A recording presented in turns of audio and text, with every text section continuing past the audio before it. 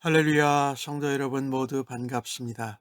3월 11일 화요일 아침 말씀 묵상입니다. 오늘 하루를 시작하는 첫 찬송은 160장 무덤에 머물러 찬송 올려드립니다.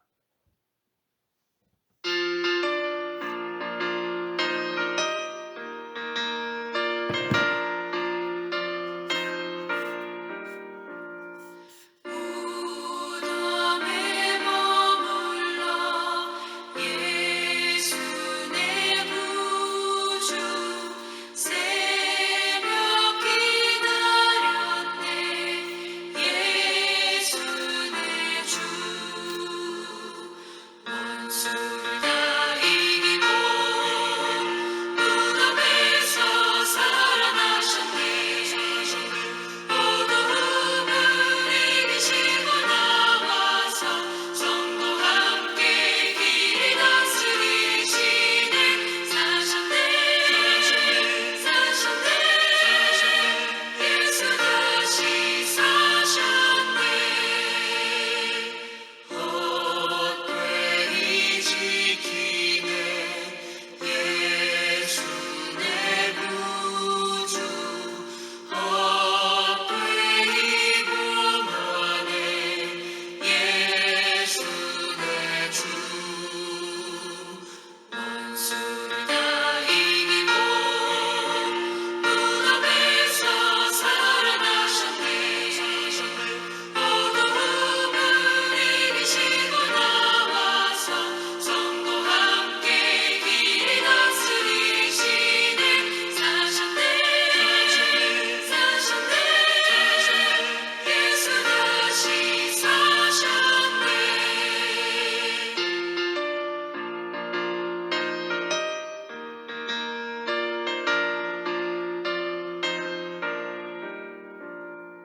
거기 못 가두네. 예수 내 구주 우리를 살리네.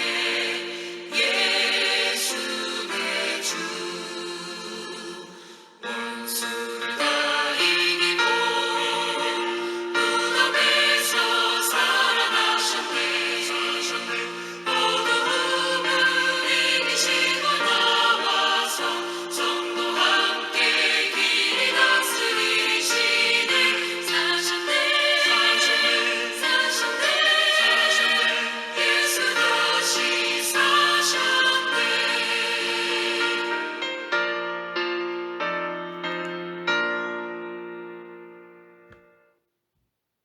아버지, 복되고 은혜로운 세라를 열어주셔서 감사합니다. 오늘도 하나님 앞에 말씀과 함께 나왔습니다. 말씀을 묵상할 때에 하나님 음성을 분명하게 들려주실 줄로 믿습니다.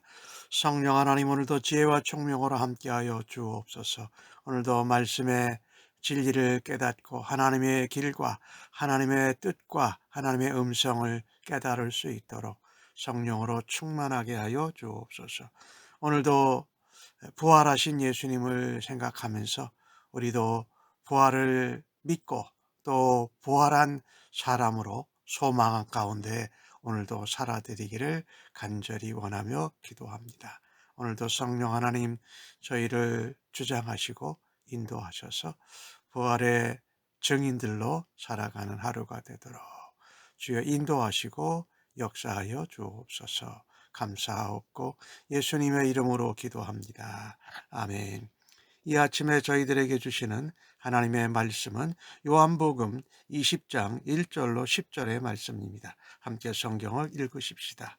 안식 후 첫날 일찍이 아직 어두운 때에 막달라 마리아가 무덤에 와서 돌이 무덤에서 옮겨진 것을 보고 시몬 베드로와 예수께서 사랑하시던 그 다른 제자에게 달려가서 말하되 사람들이 주님을 무덤에서 가져다가 어디 두었는지 우리가 알지 못하겠나이다 하니 베드로와 그 다른 제자 요한이 나가서 무덤으로 갈새 둘이 같이 다름질하더니 그 다른 제자가 베드로보다 더 빨리 달려가서 먼저 무덤에 이르러 구부려 세마포 놓인 것을 보았으나 들어가지는 아니하였더니 시몬 베드로는 따라와서 무덤에 들어가 보니 세마포가 놓였고 또 머리를 쌓았던 수건은 세마포와 함께 놓이지 않고 딴 곳에 쌌던 대로 놓여 있더라. 그때야 무덤에 먼저 갔던 그 다른 제자도 들어가 보고 믿더라. 그들은 성경에 그가 죽은 자 가운데서 다시 살아나야 하리라 하신 말씀을 아직 알지 못하더라. 이에 두 제자가 자기 집의 집으로 돌아가니라. 아멘. 막달라 마리아가 안식일 다음 날 이른 새벽, 아직 어둠이 가시기 전입니다. 예수님의 무덤을 찾아갑니다. 이 막달라 마리아는 예수님께서 돌아가실 때까지 끝까지 예수님의 곁을 지켰던 제자였습니다. 그런데 무덤에 돌이 옮겨진 것을 보고 마리아는 생각한 것입니다. 아, 누가 우리 주님을 무덤에서 다른 데 가져다 뒀구나 라고 생각한 것이지요. 그걸 보고 부활을 믿었던 것은 아닙니다. 또 마리아는 부활을 믿고 확인하기 위해서 무덤을 찾아간 것은 더더욱 아니었습니다. 예수님을 사랑해서 갔던 것이지요. 마리아는 누군가 시신을 옮겼다, 훔쳐갔다고 생각했습니다.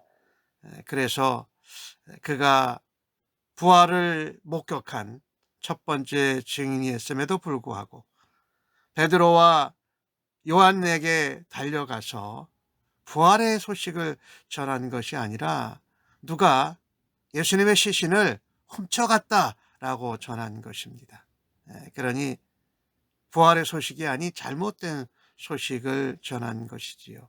오늘 1절 말씀에 아직 어두울 때라는 그 단어를 유심히 보면은 이때 어둠이 물러가지 않은 그때에 마리아는 주님을 너무나도 사랑했지만 아직도 영적인 어두움 가운데 있는 것을 보게 됩니다. 그러나 곧 그는 부활의 새벽을 맞이할 것입니다. 근심하고 걱정하는 것이 기쁨으로, 소망으로 바뀌는 놀라운 은혜를 맛보게 될 것입니다. 나는 예수님의 부활을 어떻게 전하고 있는가 한번 생각해 보아야 할 것입니다. 내 일상생활에서 예수님의 부활을, 예수님을, 복음을, 주의 사랑을, 하나님의 은혜를 제대로 전하고 있는가, 아니면 내가 잘못된 소식을 전하고 있지 않는가 한번 돌아봐야 할 것입니다. 오늘 막달라 마리아와 시몬 베드로 또 사도 요한을 보면 우리는 이것을 알 수가 있습니다. 다 알고 믿는 것이 아닙니다. 다 이해가 돼서 믿는 것도 아니에요. 그런데 오늘 막달라 마리아와 베드로와 요한처럼 주님을 사랑으로 따르게 되면 그 믿게 되는 것이 신앙의 원리인 것입니다. 예수님이 부활하실 것, 죽은 자 가운데서 다시 살아날 것을 예고해 주셨습니다. 그런데 제자들 중에 그것을 제대로 이해한 사람은 아무도 없었습니다. 오늘 마리아는 비록 부활을 믿지는 못했었습니다. 그러나 예수님을 너무나도 사랑했기에 안식 후 첫날 아직 어두움이 있을 때에 예수님 무덤에 찾아간 것입니다. 이러한 사랑의 행동으로 마리아는 부활하신 예수님을 처음 만나는 사람이 됩니다. 비록 주님의 말씀을 다 이해하지 못했지만 주님을 사랑하여서 따라가면 결국은 그 주님의 말씀을 이해하고 믿고 깨닫게 된다라는 것이지요. 그래서 오늘 막달라 마리아처럼 또 막달라 마리아에게 소식을 듣고 무덤이 열렸다, 주님의 시신이 없다, 누가 가져갔다라는 소식을 듣고 주님에게로 달려간 이 요한과 베드로, 그들도 사랑의 행동이지요. 결국은 주님의 부활을 믿게 되고 근심과 걱정이 소망과 기쁨과 은혜로 바뀌어지는 것입니다. 사실 빈 무덤은 부활의 증거이지요. 그런데 예수님을 사랑했어도 믿음이 없으면 빈 무덤이 부활이요 소망이요 기쁨이 아니라 절망이요 근심거리가 된다라는 것을 우리가 알아야 할 것입니다. 그래서 중요한 것은 예수님의 무덤이 왜 비었는지를 아는 것이 중요해요. 우리가 이 막달라 마리아와 또 베드로와 요한이 갔을 때 무덤이 비었다라는 것을 알았을 때 반응이 어땠습니까? 정말 실망스러웠고 불안하고 걱정되었어요. 그때 우리가 주님께 이게 무슨 일입니까? 라고 물어볼 수 있을지 않을까요? 저는 이게 왜 그런지 모르는데 알려주세요라고 주님께 간구해 볼 수 없는 것은 어떨까요? 아무튼 베드로와 요한이 막달라의 마리아를 들고 막달라 마리아의 말을 듣고 무덤으로 달려갑니다. 둘이 달렸는데 먼저 도착한 것은 예수님이 사랑하시던 제자 요한이었습니다. 그런데 더 늦게 들어온 베드로는 무덤 속으로 들어가서요, 세마포가 놓여 있고 수건이 따로 딴 데에 있었던 것을 보았습니다. 그런데도 또 나중에 요한도 들어와서 그것을 보지요. 베드로도 요한도 예수님이 부활하셨을 거라고는 전혀 생각하지 못했습니다. 누군가가 예수님의 시신을 옮겨갔다라는 것은 분명한데 상황 판단을 제대로 할 수가 없으니까 어리둥절했다라는 것입니다. 그리고 예수님이 오늘 9절에 말씀하신 것처럼 성경에 그가 죽은 자 가운데서 다시 살아나리라 하리라 하신 말씀을 기억하지 못했다라는 거예요. 예수님이 알려주시기도 했는데요. 그래서 그냥 집으로 돌아갔다라고 기록합니다. 빈 무덤, 무덤 안에 있는 남겨진 세마포, 또 다른 한쪽에 개켜져 있는 수건을는 예수님의 부활에 대한 명백한 증거가 아니겠습니까? 사실 예수님은 분명히 부활하셨지요. 장차 우리도 그 부활의 능력을 덧입을 것을 우리가 확신하고 소망해야 할 것입니다. 빈 무덤을 확인한 베드로와 요한, 그들은 무덤의 증인은 되었어요. 빈 무덤의 증인이 되었지만 부활의 증인은 아니었다라는 것이지요. 예수님의 제자 베드로와 요한도 빈 무덤을 보았지만 그것을 주님이 부활하셨다는 것까지는 연결시키지 못했다라는 것입니다. 말하자면 그들이 빈 무덤의 증인은 되었지만 아직 부활의 증인이 되지 못했다라는 것이지요. 그래서 자기 집으로 돌아갔다고 하잖아요. 또 막달라 마리아처럼 주님을 사랑한 것은 베드로나 요한도 똑같았습니다. 그래서 나중에 그들이 빈 무덤의 증인이 아닌 부활의 증인이 된다라는 것입니다. 부활의 주님을 만나지요. 이 부활이라는 것은 우리가 이성으로 믿는 것이 아니에요.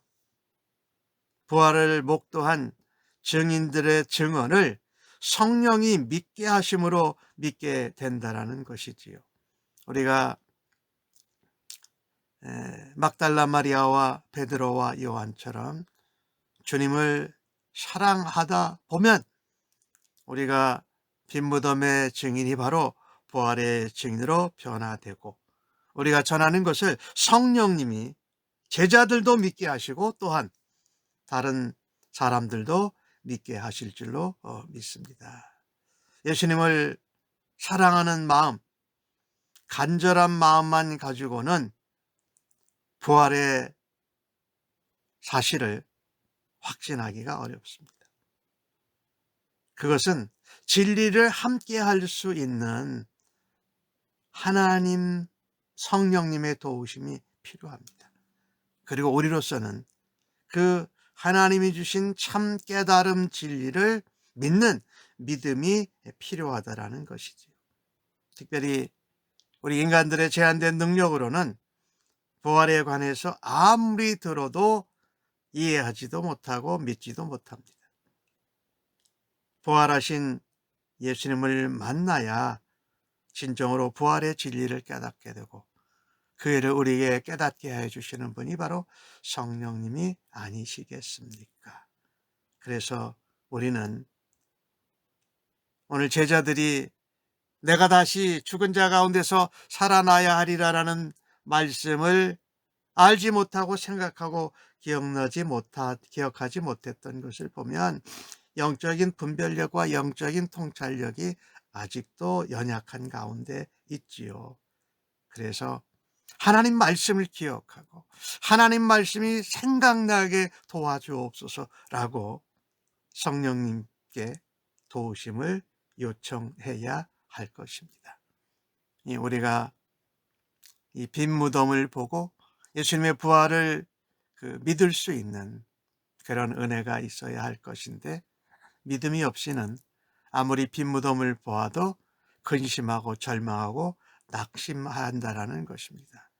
그러나 예수님을 사랑하다 보면 그 빈 무덤의 증인이 부활의 증인들로 변화되는 것인데, 그 일에 우리가 쓰임받기를 간절히 바랍니다. 아멘. 하나님, 사망 권세의 돌을 옮기시고 부활하신 예수님을 찬양합니다. 빈 무덤을 보고도 주님의 부활을 깨닫지 못했던 제자들처럼 절망적인 현실 앞에 눈이 가려져 주님이 하신 말씀, 성경에 기록된 것을 깨닫지 못하는 저희들을 불쌍히 여겨 주옵소서. 다시 살아나신 주님을 향해 사랑으로 달려가며 부활의 증인이 되어서 기쁨과 승리를 맛보게 하여 주옵소서.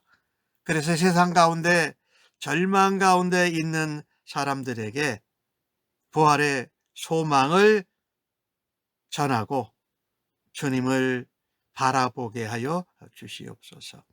저희들의 삶에서도 소망을 잃지 않고 주님을 바라는 가난한 심령으로, 겸손한 심령으로 주님 앞에 서서 날마다 부활의 주님을 체험하는 은혜를 허락하여 주시옵소서. 감사합니다. 예수님의 이름으로 기도합니다. 아멘.